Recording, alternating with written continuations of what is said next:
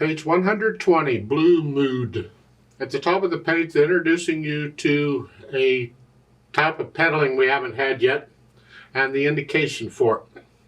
It's called change pedal. They call it overlapping. That's not really true, but in a way it is overlapping, but it's really, I call it change, not just me, lots of people call it change pedal. It's where you change, that is, you let the pedal up and put it right back down. Not real quick or nothing. It doesn't have to be super fast, just up and down. The indication for it is that little arrow thingy in the pedal line. There'll be a line going across, and then somewhere in there you get this bloop going up, bloop, bloop. And that tells you to let the pedal up and put it right back down. We use it for a legato, or connecting, and we do it in an overlapping technique. That's where the overlapping comes from. That is, the hands do their thing first, then the pedal does it. So the pedal overlaps the hands. I'm going to talk more about the pedal when we get to the pedal, because it's easier to describe when I can show you what I'm trying to describe. Let's look Blue Mood over. Almost 2 pages long, not quite. Treble and bass clef, 1 flat in the key signature. So it's a little hard to tell because you look at the end and you say, okay, how does it end?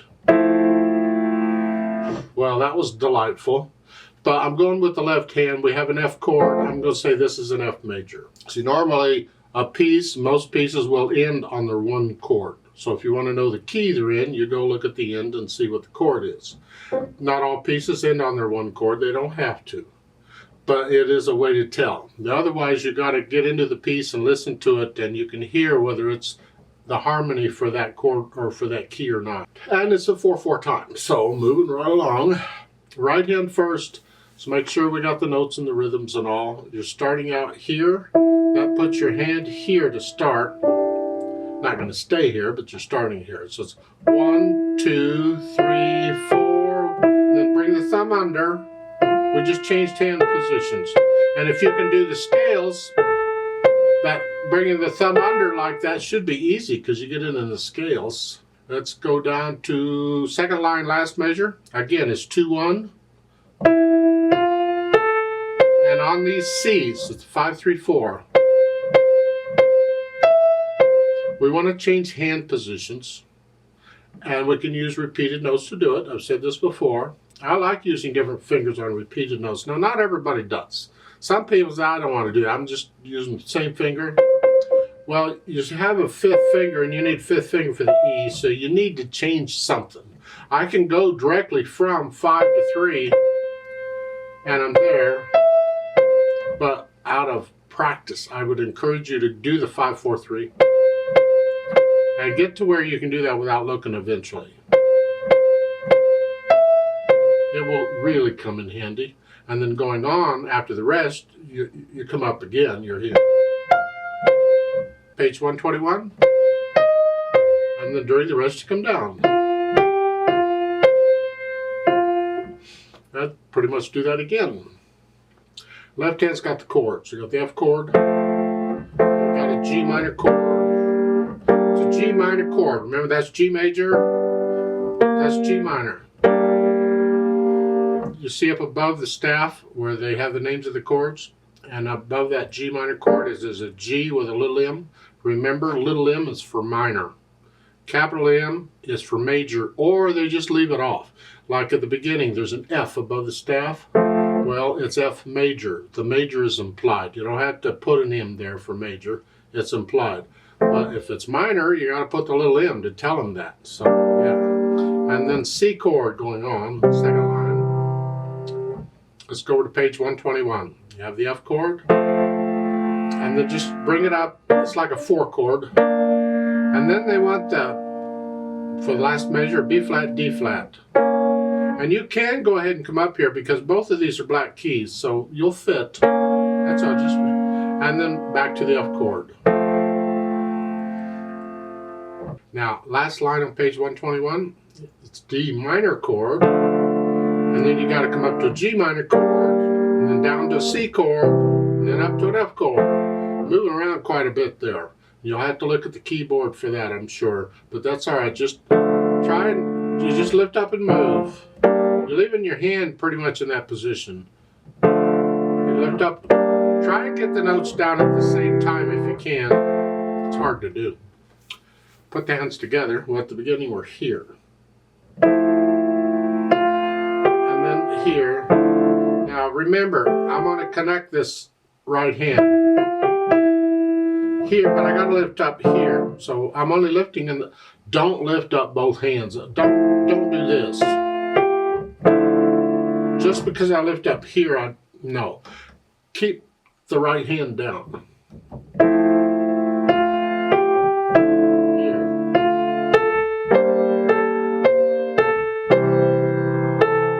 And it's like an eighth rest in there. I just 1, 2, 3, and 4, and 1. I just lift up long enough to get down there. I mean, it's not really done rhythmically. You just, however, don't quick jerky motion. Just lift up and down. You're fine. So you go through and put the hands together, then go back through and get rid of the hesitations.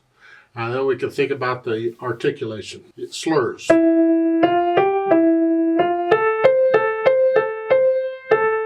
That's a phrase. That's a one musical thought, okay? That's another phrase. You see, in a phrase, you don't have to connect the notes all the time. You can have rests and silence in there, and we did. So starting with the second measure, the second line, that's the beginning of the phrase, and it doesn't end until the next line on the dotted half note. So it's all one sentence. Yeah, that's one phrase. That's not marked as a phrase because you don't have to have the curved line for a phrase, remember?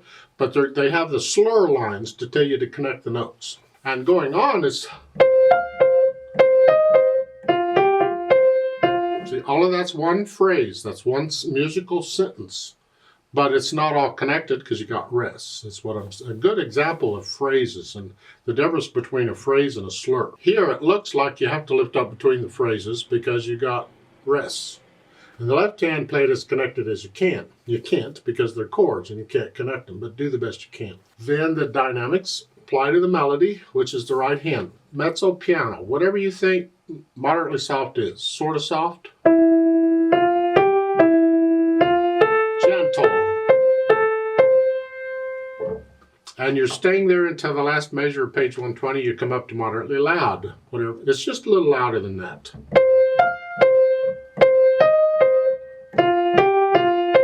And then the second line of 121, you're back down to moderately soft like you were at the beginning. And then in the third line, second measure, you get down to very soft. Very soft. And the last measure of the fourth line, you come back up to moderately like you were at the beginning. The left-hand chords need to be in the background. Just keep them out of the way. We want to hear at the beginning. I want to hear that. And I'm not going to play this louder so I can hear it. I'm going to play this where it needs to be. And this, very light, very light. So I'm a little heavier in one hand than the other.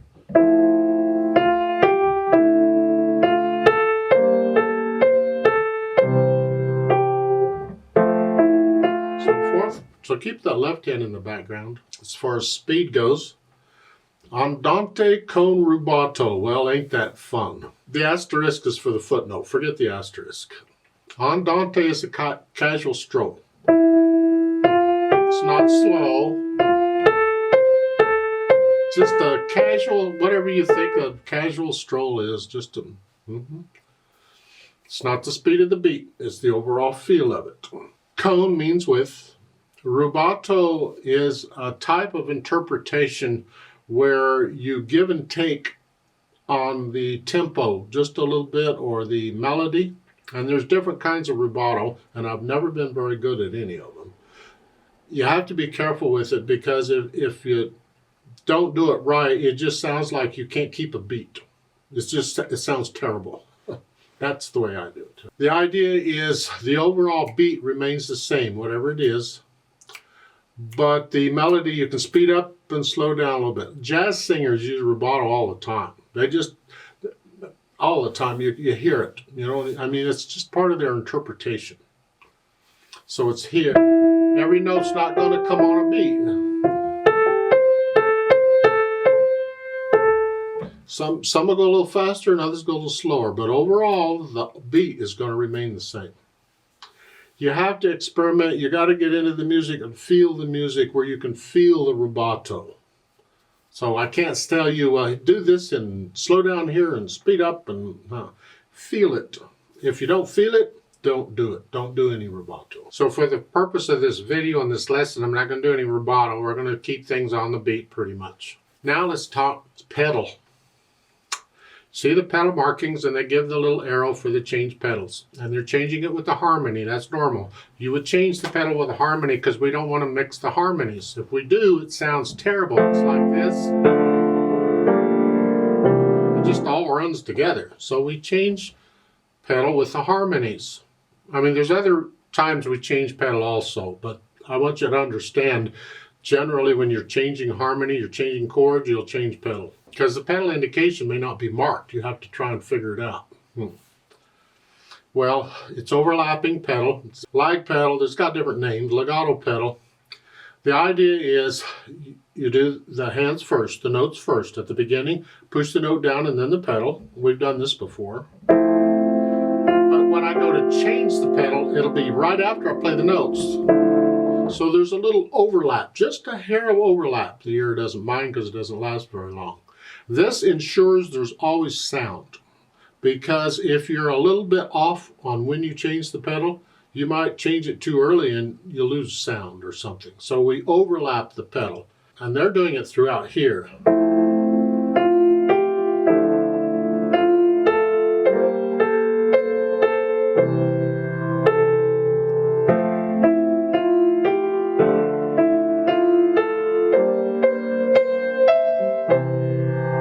It just ensures there's always sound. And they're keeping it fairly simple for you. You're just doing that throughout.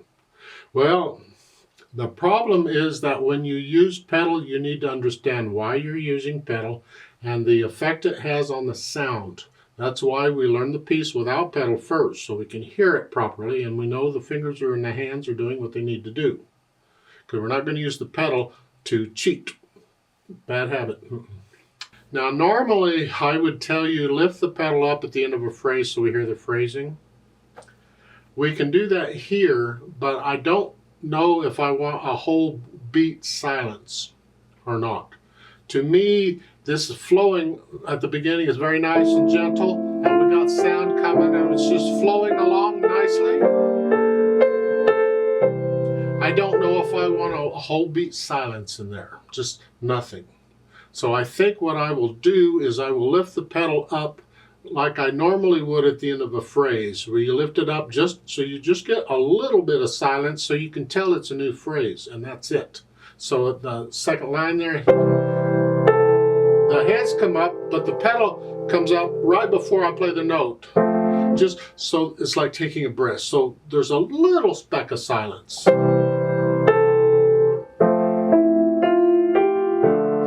That's how I think I would do these phrasing in here, so I can hear the phrasing.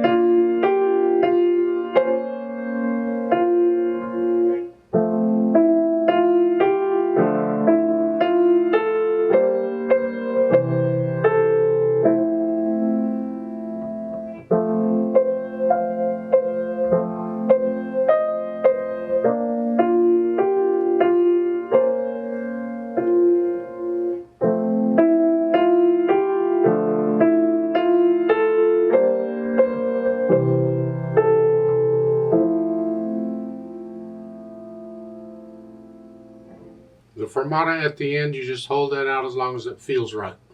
If I do it with a metronome, I would double the value and hold it for 8 counts instead of 4. Let's play this together slowly to double check the notes and the rhythms. I'm going to pedal it like I suggested. I can't slow down because the metronome won't slow down, so I'll give us 4 counts. We're not performing it, we're just checking notes and rhythms. I'm not doing any dynamics, is what I'm saying. 1, 2, ready, go.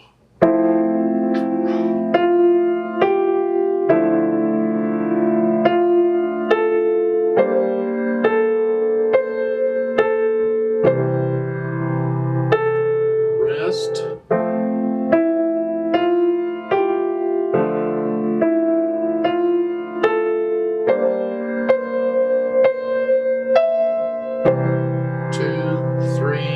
Rest.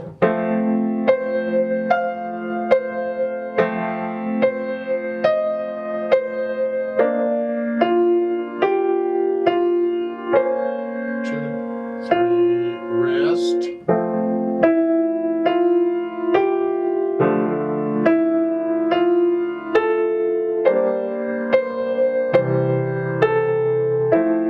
2, 3, 4.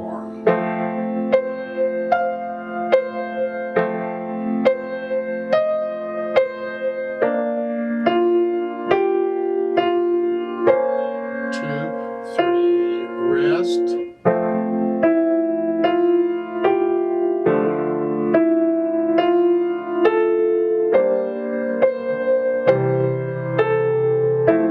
2, 3, 4, hold.